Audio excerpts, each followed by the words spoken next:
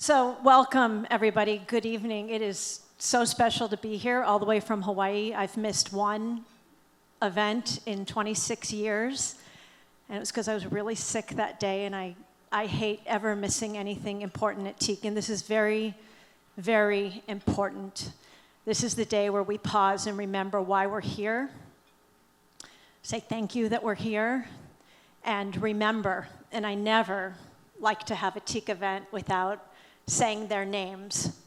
And for 25 years, I would say, remember TEAK Dyer, my friend who was murdered when we were 18, growing up in Los Angeles, and the TEAK Fellowship is because of TEAK Dyer. And my student, 10 years after that, when I was 28, who was murdered, DeWitt White, in the Bronx. And we remember them today. And I thank you so much for joining in what was a very personal vision for me, for students to do what they weren't able to do, and making it your own. If you're here, it's because you care, and you've made the TEAK Fellowship your own, and you've made giving back and caring your own. And I'm talking also not just to the donors, the board, the staff, but also to the TEAK Fellows and their parents for making this your own and opening the door. And before we start, I want to tell you, when I started, I was 28, and we were in a basement of Friends Seminary. Thank you, Friends Seminary. And the first person to walk through the door when we had nothing, we had moved actually out of a closet into the basement, and who said, I'll try out for TEAK and see what these people are talking about. And it didn't look like this. Is somebody who's here tonight, and she was 12 years old, and she was the first person to give us a chance. Diana Ozemboya, please stand up.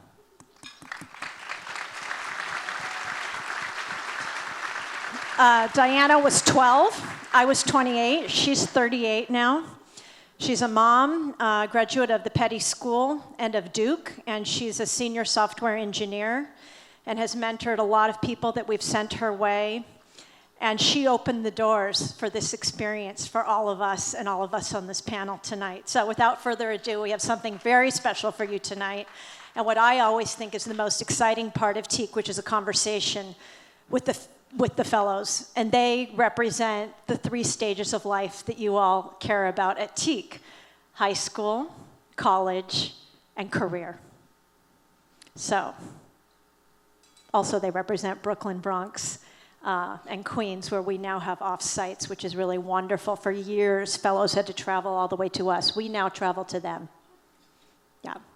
All right, Bradley Weeks, Jaylene McNeil, and James Karmichara. Welcome. You're the ones who we want to hear from. First, tell us your name, the neighborhood you grow up in, where you went to school, and where you're going to school now, or where you work. Go ahead, Bradley. Sure. I'm no longer in school, so I will say where I work. My name is Brad Weeks. As I mentioned, grew up in East New York, Brooklyn. Very proud of that. Went to St. Anne's. Hey, there we go. All right. Went to St. Anne's High School, graduated from Brown, and I'm now Deputy Communications Director at City Hall. Tough job right now. What she said. James. Hi, everyone. My name is James. I was actually born and raised in Nepal, but I currently live in Long Island. I'm part of TEAK Class 21. I recently graduated from the Trevor Day School, and I'm currently a freshman at Columbia University.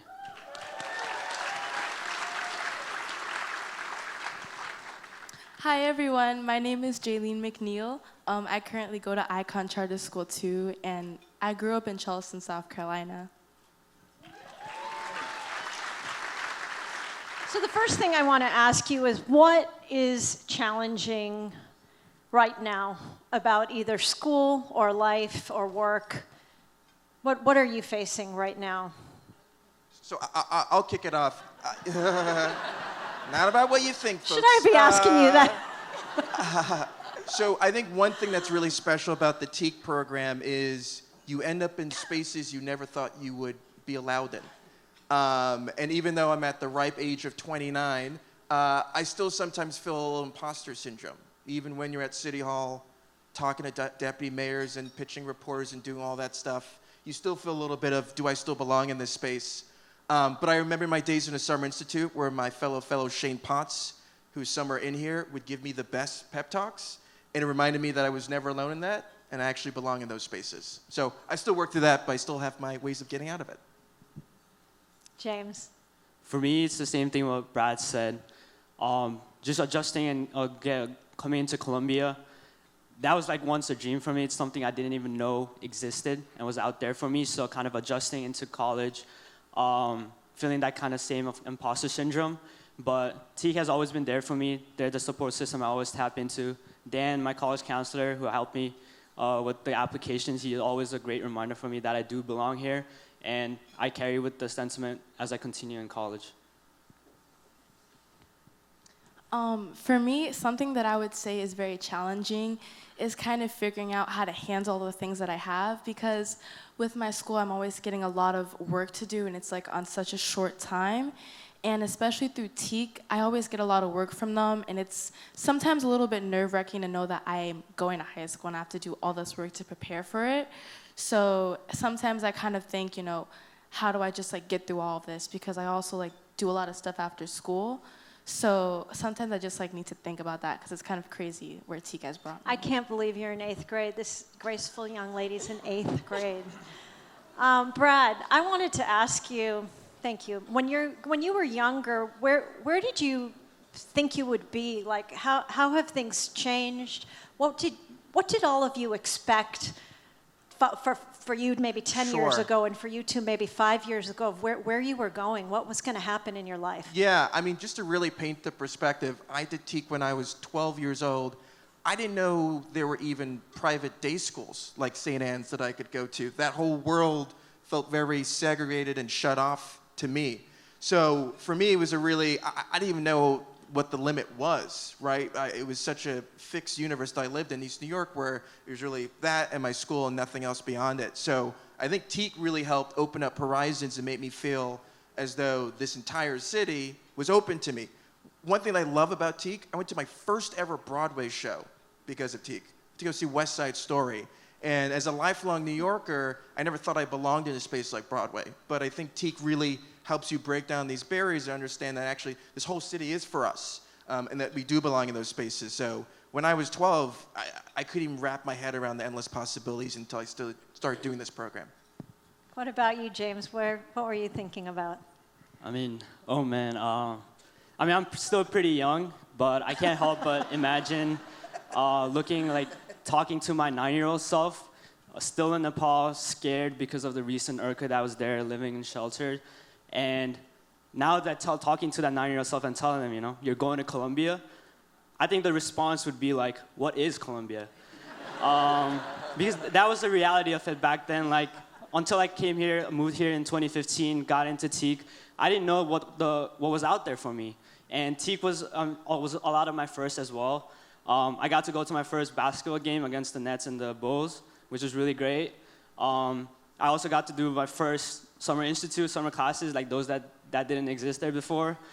And it's through TEAK that I got into Trevor, and I started to travel abroad and just experience a lot of new things. So it's just a lot of love and gratitude for everything that I've been able to expose myself to. Jaylene? When I was younger, I definitely pictured being in the 8th grade just like much more stressful, because whenever I had spoken to people, they would always tell me, you know, it's so hard, I have all this and that going on, and it's like deadlines, and it's just like, it was very nerve-wracking, and I just was scared to grow up. But honestly, TEAK, similar to Brad, it just opened a lot of doors for me, and it gave me like another shoulder to lean on. So I definitely now can see that, like, to get through these challenges, I just like need the right people, which TEAK has definitely done for me. And it's only just begun. Yeah. All right, just a quick lightning round in 10 seconds or less. What does TEAK mean to you? Ooh, I mean, this is going to sound hokey, but it truly is a family. I mean, people have seen me grow up in this program together. Like, Dan has seen me since I was 12 years old and was this tiny, right? So for me, this program is a second family. And to kind of echo Brad, it is a family for me as well, and definitely a blessing as well. And one thing that I'll always carry with me is the fact that like motivation and potential, not economic circumstances, should determine my future, others' future. So that's what I'll always carry with myself.